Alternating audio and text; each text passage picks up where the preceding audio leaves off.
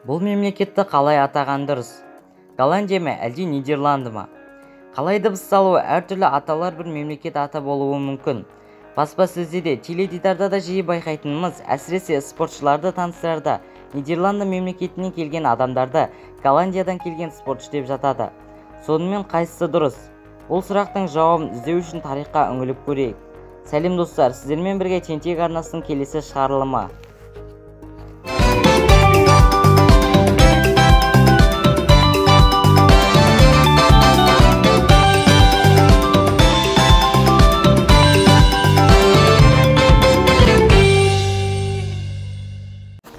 Нидерланд деген сөздің өзі жер қойнауы деген мағынаны береді.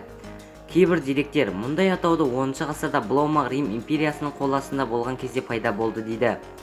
Бірақ тарих беттерінде Нидерланд сөзі 14 ғасырдан бастап кездеседі. Ұзақ уақыт бойы бұл жерде көптеген тайпалар бір-бірімен араласқан күйі өмір сүрген. Неміс билеушілері бұл аумақты өз меншігіне алу үшін оның теңізге жақын орналасқанына қарап жер қойнауы деп атаған екен. Уақыт өтті. Билеушілер өзгерді, патшалықтар құлады. Соңында жер қойнауы деп аталатын ел егемендік алды. Бірақ Нидерланд аты өзгермеді. Қазіргі күнде де әлем саясатында бұл мемлекет осы атаумен тілге алынады.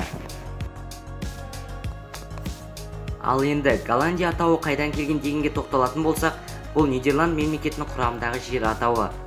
Голландияның өзі оңтүстік және солтүстік болып екіге бөлінеді.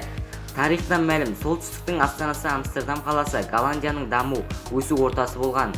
Орта ғасырда Голландияның мәдени және экономикалық жетістіктерінің дүмпілі бүкіл Еуропаға таралған.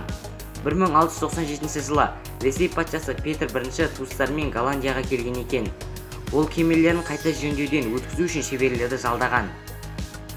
Ұсталардан қай жерден келдіңіздер дегенде өз аумағының дамығанынан мақсаттанған олар Нидерланды емес, Голландиядан келдік деп жауап берген.